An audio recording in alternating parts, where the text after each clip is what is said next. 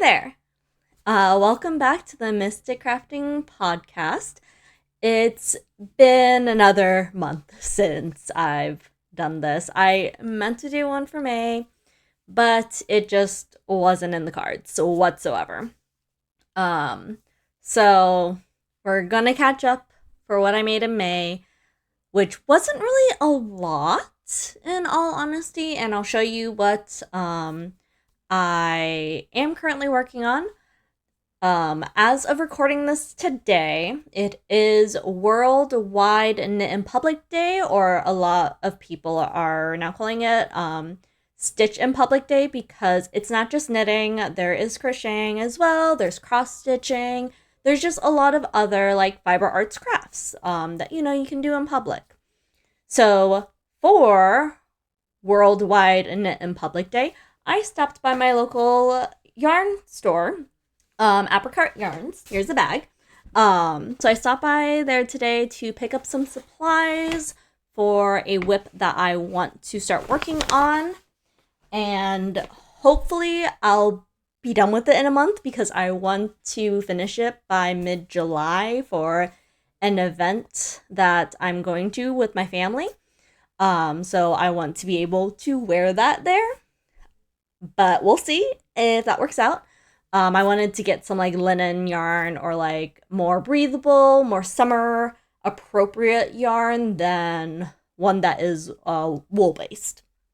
So I will show you what I got from there. And I'll probably insert a clip as well of me knitting in public over there. As I spent not that long, I want to say. I think I knitted for maybe 30 minutes. I was able to chat with a wonderful lady and her dog. But then I realized that I need to measure how much I was knitting, and I didn't have measuring tape on me, so I didn't stay for very long. But overall, it felt very welcoming. But I am very shy and very introverted, so I didn't really strike up too much conversation with anyone besides the workers. But maybe one day I will be a little bit more confident and try and make friends. So yeah, but to get this podcast started, it is June. Hopefully this releases in June. And I actually just got some mail in. This isn't knitting or fiber arts crafts. This is just more artwork. There is an artist. Her name is, I don't think her name is necessarily Sissy. The shop is called Sissy's Art Cafe. I will link it down below. This is her thank you card. I love her artwork. I want to say I found her either through Twitter or through Instagram, and I fell in love with her artwork. So anytime that I have a little bit of money to spare, I love to spend it on buying her artwork. I am part of her Patreon as well, so I get her stickers every single month, and I'm just absolutely in love with it. So I actually put in an order, and that order got delivered today. So she's been starting to do block printing, and so this is one of them, and the paper is actually a lot thinner than I thought it would be, so I'm not 100% sure where I'm going to hang this up, but it's so pretty. I love it. I got this little notebook. I've been going to therapy for the last month, and I thought that this might be a good place to put like positive affirmations, do like maybe very low journaling, and just to be like on the go for me, because I have bigger notebooks. I love collecting notebooks, but the only issue with those is that they're a little bit bulky. And then these two art prints are actually not mine. I did not buy them for me. They are for my friends. One of them really likes Howl's Moving Castle, and so it is either Howl's Moving Castle or it's like inspired by it, because copyright and stuff, but I figured she would love this one. And then her husband really loves Spaceland, so I figured this print was really cute for him as well. So I'm going to be hopefully seeing them next weekend, so I will be giving these to them. So that is my little haul that I got from Sissy's Art Cafe. And again, we'll put her link down below. Amazing artist.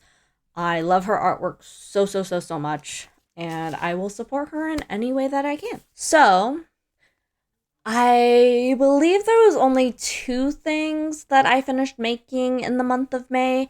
And that was the Breeze Racerback tank top and the Dottie cardigan for my friend Bree. So I already sent off the Dottie cardigan to my friend, but I can post a picture of it right here in all of its finished glory. And I have the Breeze Racerback here with me. I haven't blocked it yet, but I can also insert a picture of me trying it on here. But so here is the finished product. It's maybe a slightly shorter than I had expected it to be or wanted to be, but again, it isn't blocked yet, so it might stretch from there. So this is what I was originally going to wear to my friends, to my family party for our wedding. But I feel like because this is made with superwash merino wool, it might be too warm for July, where it could get up to 80, 90 degrees where we're going. So I was afraid of it being too warm, so I want to make another shirt with like linen or plant-based yarn to hopefully have it not be as warm for me and that I won't be like sweating in it. So yeah, those are I think the two things I finished making last month. I did start on a couple of other things, so hold on. So at the end of May on stream, I started working on the Stardew Valley Grove shawl. So this is with my Stardew Valley yarn. The pattern is actually called the Grove shawl by Sarah Opie, or S Knits. Of course, we'll link her down below. I love her work. She was one who designed the Alley sweater, and I love that pattern. And so this is the Grove shawl, but with Stardew yarn. So hence it is called the Stardew Grove shawl. So the yarn is from Nerdy Knits. She had a Stardew Valley collection. I think as of right now of this recording, you can still purchase the yarn. It is not made to order, it's like a pre-order, so she'll only make it when the orders come in, which makes sense. That's her business model. It works out. So this is how far I got on it. It's broken up into 8 parts, and I am like maybe halfway through the first part. So I'm debating on if I want to keep working on this off stream or if I only want to do it on stream, and we'll see. But right now I'm working with the prismatic shard yarn from her Stardew Valley collection. And the next thing that I've been working on is a baby cardigan for my best friend's baby. She is expecting, and I asked her if she would be okay or if she would like me to knit her child a sweater or a cardigan. And I had given her, the choices of the patterns that I found that I liked and that I'd be okay with making. And she was so happy about that. She was like, yes, please, I would love that. So, because babies grow, I'm planning on making a cardigan and a sweater. So the sweater is going to be for when the baby is about 1, so I have time to make that. But I am making a cardigan for the baby. I'm making it for a 6-month-old because, you never know how big a baby is going to be when they're born. When my husband was born, I think his mom said that he was close to like a 10-pound baby, so he was a big baby. So I'm not sure how big my friend's baby is going to be, and I didn't want to make a 3-month-old cardigan, and then they grow out of it so fast, or maybe it won't even fit them yet. So I decided to go with 6 months, and hopefully it'll work out, and it won't end up being like too big or too small.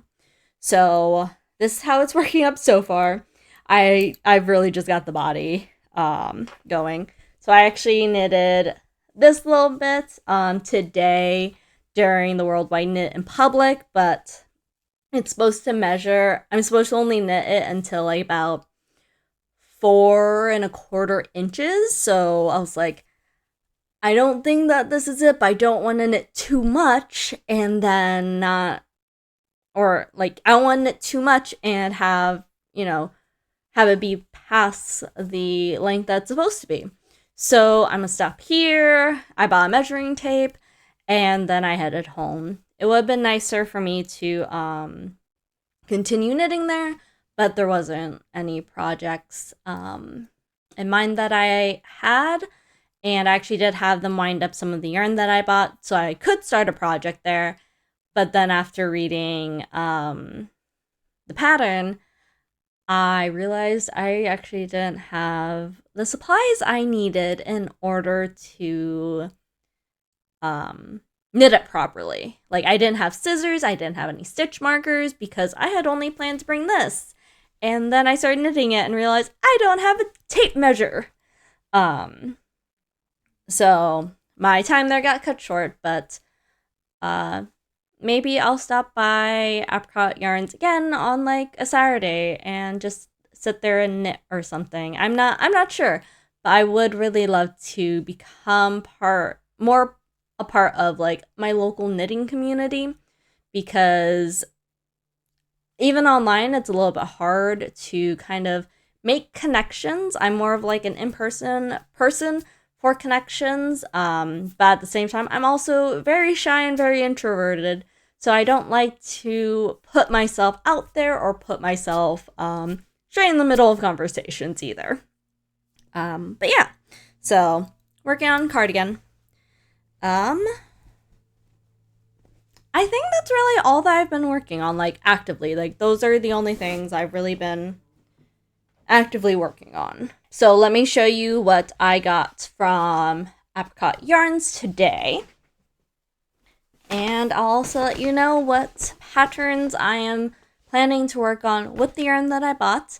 And of course, once again, all of the yarn dyers and designers that I mention and talk about will be linked down in the description below. So we're first going to talk about this yarn, because I actually have plans specifically for this yarn. So this is Illimani Sabri. This is their fingering weight yarn. Look how beautiful this blue is. Like, I love it. I love the blue so much. So this is 85% organic cotton and 15% baby alpaca. There is 437 yards in this skein. So I got 2 of them because I think the pattern that I'm going to be making calls for like 660 yards of yarn. So I got 2. I have more than enough. So I had them wind this up for me because I was planning on working on the pattern. So the pattern that I had in mind is the date night top. I don't know who it's by. I know that it is in Sorella's pattern library, but I don't think that's who the designer is. Okay, so the pattern is by Wildberry Creative. I believe she specifically designed this for Sorella's pattern collection for like some of the yarn that she has released, but I'm not 100% sure on that. But it does call for fingering weight. So the ladies at Apricot Yarn were so nice to point me in the right direction of the type of yarn that I was looking for, and had some pretty good suggestions as well. I kind of wanted one that was maybe a little bit more variegated, because I kind of like seeing the colors change, like in this top, that it's mostly pink, but like there is some like variation of like color. To be fair, this was a variegated yarn, while this is a solid. But I wanted something that was more variegated, but none of the other yarns really called for me the way this one did. I was like, this date night top would look so, so, so, so beautiful in this blue. Like, perfect. Just absolutely perfect. It feels so soft. It is so nice. They had a sample in store made up of this yarn in a different color, and the feeling of it when like you have a completed work is just, it felt so nice. I was like, ooh, that will feel fantastic on my skin. Like, love it. This other yarn I am super excited about. I was only planning to buy the alpaca yarn, but like this one just called to me. This one just absolutely called to me. The light purple and the dark purple, I was just like, I can't walk away from this. Like it is too beautiful and too soft to walk away from. They also had a sample made up in this yarn, and they let me feel it, and oh boy, did it feel fantastic. I am so excited for whatever pattern that I use to make this with. It's going to feel fantastic. So this is Sammy by Amano. It is 100% Peruvian Pima organic cotton, and it was made in Peru. So there is 164 yards in this one. So it says Sammy means kindness in Quechua, the native language of the Andes. Sammy is kind to both our skin and the planet, as it is a certified organic fiber. Grown on the coast and high jungle in Peru, this long-haired fiber is extremely soft. So I'm not 100% sure how to tell when yarn is, DK fingering, if it doesn't, tell me exactly. So this one doesn't tell me. I actually don't even think the blue one tells me either. So I actually had to ask the ladies at Apricot Yarn. I was like, what weight yarn is this? Because I need to know. And they said that it was close to DK. I think it might be slightly smaller than DK just because like wool is a little bit thicker. So this is a little bit thinner than wool, but it matches up to being about DK. And they said that when this is finished up and like knitted and blocked and everything, it'll be a little bit more drapey, so it won't like hug your skin compared to like some wool yarn. Once you knit it up, it, I guess, like the look of it like hugs your skin more. I was like, oh, that's perfect. Like, I'm good with that. I prefer drapey. So this is just so soft. Like, it feels fantastic, and it feels fantastic once it's knitted up. So I'm very excited to work with this one. So the patterns that I had in mind for this yarn in particular were, hold on, I gotta go bring up my Ravelry. Also, I will link down my Ravelry below as well if you want to follow me there, check me out. I think I have updated pretty much all of the projects I've worked on there. So hopefully, it's all up to date. So I was planning to either make the Pillars of Simplicity with this, which is by Perfectly Knotted. And the other option that I also had in mind was the Tidal Waves top by Isabel Grisbeck. I'm not 100% sure how to pronounce her name. Let me see. Oh, this is by Wildberry. Are you the same person that Oh, this is the same person that made the date night top too. I didn't know that.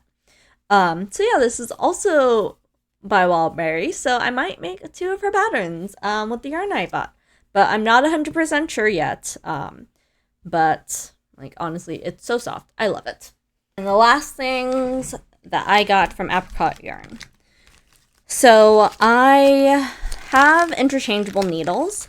And so for the date night top, it calls for a 3mm needle and a 4mm needle. Currently, I'm using a 4mm needle for one of my other projects, so I decided that I would pick up some circular needles to be able to make the top with. And because I had been planning again to start working on that top for Worldwide Knit Day or Worldwide Knit in Public Day, I figured let me just grab these needles to be safer than sorry. And so I actually got 2 of them. I got one in Chaigu because I love the clickety clack of the metal, and I kind of miss using these. I've been using my Likes a lot, which I love. I love my Likes, but I wanted some metal clicky clackies. So I also got one in Likey as well because I also love them. I remember why I wanted to also get in these as well. I wanted to get in these as well just because I am going to be flying back to the East Coast to go see my family. And I wasn't sure if the metal ones would cause me to get in trouble with security. A lot of people have said you'll be fine, especially domestically. Like, they say that it's allowed, but I'm scared. I'm scared to bring my knitting needles. I am scared for them to take them away from me because these are pricey, but also I don't want you to touch my knitting needles. So I bought the wood ones to be safer than sorry, but I like the clicky clackies of the metal ones. And because I have interchangeable needles, the set that I got is 3.5 inches. So the cord that comes with them is, I think, 16, 20, and 24 inches, which doesn't really work for a lot of the projects that I work with. I usually need about 40 or 32 inches. So I got some more of these. So I got a 32 inch in black, which for all these, it's not going to match up exactly to being 32 and 40 inches because the 32 and 40 inches actually are supposed to only work with the 5-inch needles. So because I have 3.5 inch needles, they're not, inch. I had to make sure that wasn't millimeters. So it's going to be shorter. It's not going to exactly measure up to being about 32 or 40 inches. So I actually got the 40 inch in black and white. Since I already had a 32 inch that I bought previously, I was like, I'm not going to buy a 32 in white or transparent. I'm not actually 100% sure which one that is. Honestly, I probably should have bought this one in the white/transparent, but, I wasn't thinking straight, in all honesty, when I was purchasing stuff, so there's that. And I needed a tape measure, and especially since I am going to be flying and planning on knitting while flying, if I have to measure things, I'm gonna need a tape measure.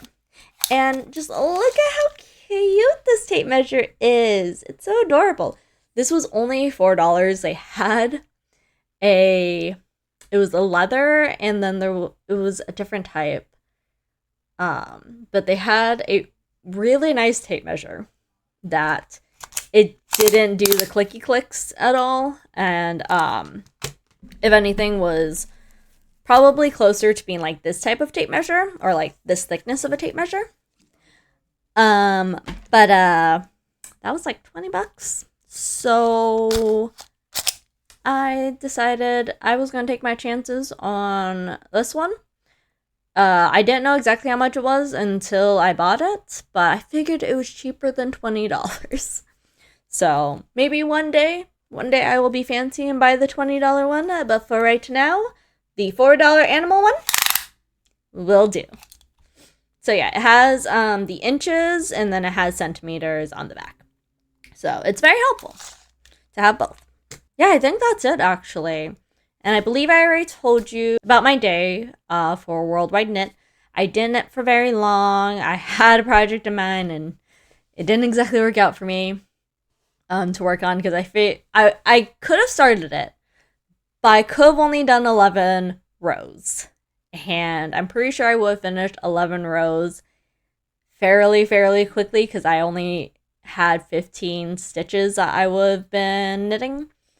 But then I had to break the yarn, which I didn't have scissors on me. So then I couldn't continue, which I would have liked to do. But that will be a project that I start up. And so yeah, if you would like to see me continue working on the Stardew Valley Grove shawl, check out my Twitch. I'll link that down below. I don't think I have been linking it down below since I haven't been streaming. I actually just picked up streaming in the month of May again. 3 weeks.